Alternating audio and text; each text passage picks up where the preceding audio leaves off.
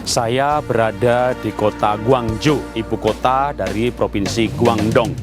Di pinggir Sungai Pearl ada menara namanya Canton Tower yang saat ini menjadi menara tertinggi di dunia.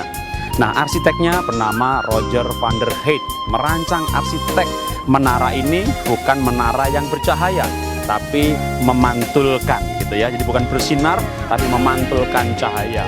Filosofi memancarkan cahaya ini membuat saya teringat akan sebuah cerita legenda dari Tiongkok kuno mengenai seorang petani yang punya tetangga baru, seorang pemburu.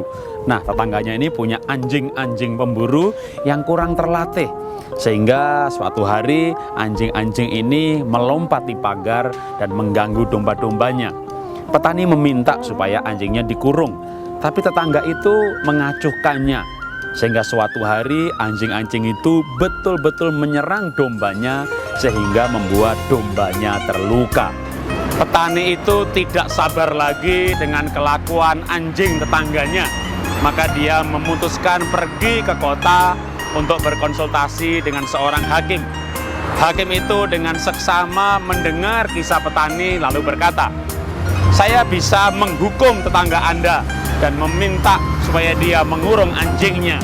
Tapi pertimbangkan sekali lagi, mana yang Anda akan pilih?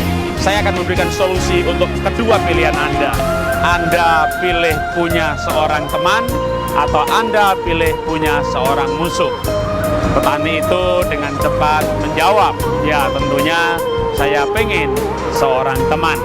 Lalu hakim di kota itu berkata, "Saya akan memberikan solusi supaya Anda punya teman dan bukan musuh." Maka petani itu pun pulang ke rumahnya dan melaksanakan solusi dari Pak Hakim. Dia mengambil 3 domba terbaiknya yang lucu-lucu dan dia hadiahkan domba itu kepada 3 anak pemburu. Wow, anak pemburu senang sekali mendapat hadiah domba terbaik yang lucu. Maka anak-anak pemburu ini bermain dengan domba-domba yang indah-indah yang lucu-lucu ini. Nah, supaya anjing pemburu tidak mengganggu anak dan dombanya, maka pemburu mengurung anjingnya yang belum jinak itu.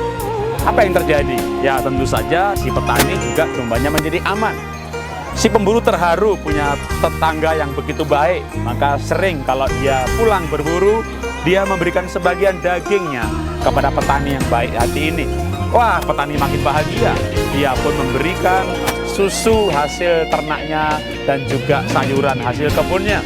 Maka petani dan pemburu menjadi bersahabat secara luar biasa. Inspirasi dari Canton Tower di Guangzhou, Cina. Bagaimana kita bisa hidup ini ya memancarkan cahaya kebaikan. Maka balaslah kejahatan dengan kebaikan. Maka dengan demikian dari dalam hati kita akan mengalir aliran-aliran kebaikan dan itu bisa dirasakan orang lain. Berkat tidak membuat orang lain silau. Seperti menara ini tidak membuat silau karena filosofinya bukan memancarkan tapi memantulkan cahaya. Dan dibuat cahaya dari ring-ring seolah-olah dari dalam mulai keluar. Nah, seperti kisah petani yang bersahabat dengan pemburu anjing. Kenapa? Karena dia membalas kejahatan itu dengan kebaikan. Maka akhirnya justru menjadi teman yang baik. Demikian juga hidup kita. Kalau kita bisa hidup dalam kebaikan, maka cinta kasih atau ren, watak sejati kita akan semakin kuat dan memancarkan seperti indahnya cahaya menara ini.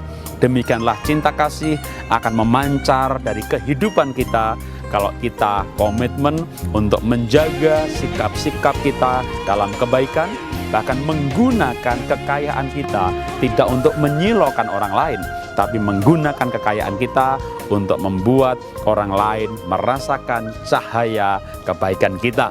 Itulah cara hidup yang berdampak, berguna bagi orang lain. Salam dahsyat, luar biasa.